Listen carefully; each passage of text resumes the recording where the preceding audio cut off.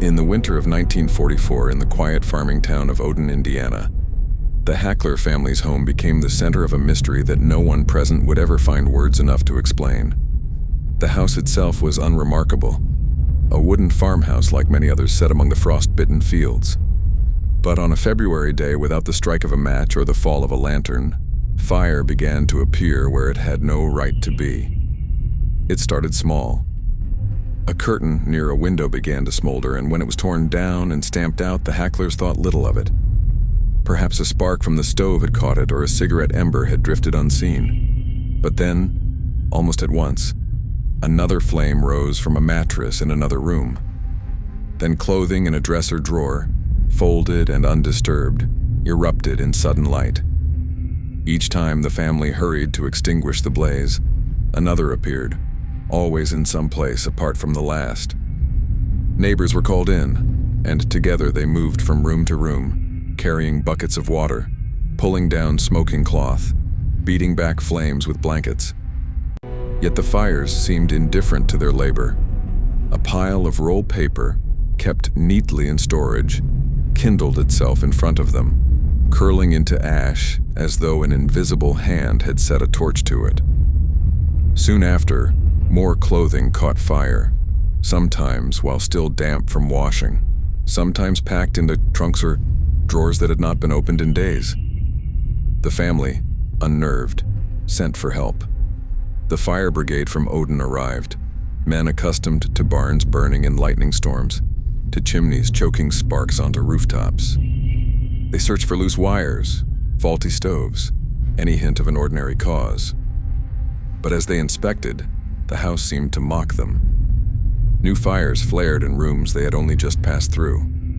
One firefighter admitted, when pressed later by reporters, that they could find no source, no reason, nothing in the wiring or the walls. The flames seemed to rise of their own will. By the time the day had ended, more than 24 separate fires had been counted within that house. Reporters from the Indianapolis Star and the Evansville Press traveled to Odon to see for themselves, and what they recorded was as plain as it was unsettling. Mattresses, curtains, papers, clothing, ordinary household things bursting into flame in full view of gathered witnesses. No matches struck, no kerosene spilled, no hand unseen but imagined. One article wrote that the blazes sprang up as though from nowhere, an admission as bare as it was chilling. The Hackler family could no longer stay. They fled their farmhouse in fear, leaving behind the walls that seemed eager to consume themselves. Neighbors whispered about curses, about the restless dead, about some wrong that had been visited on the Hacklers. Others clung to the idea of science, pointing to theories of spontaneous combustion or chemical reaction. Some suggested static electricity, though the fires had caught even in damp cloth, in rooms without wiring, in places where sparks could never reach. Still, nothing could be proven. And so, the farmhouse remained, emptied of its family, but not of its reputation. In the years that followed, the tale of the Odon Fire Poltergeist spread, its details carried from county to county, always accompanied by the same unsettled truth. Dozens of fires, seen and battled by neighbors, firefighters, and journalists alike, without any cause that could be named. It was not the telling of the story that made it frightening, but the plainness of the record.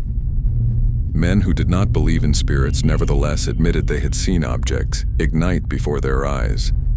Firefighters who prided themselves on reason confessed they were baffled. In the middle of a world already burning with war, a farmhouse in Indiana had found its own way to smolder and left behind only questions and silence. And so, the Hackler fires endure in memory, not as folklore passed from mouth to mouth, but as documented events as dryly reported as a grain count or the weather, yet carrying the unmistakable air of haunting.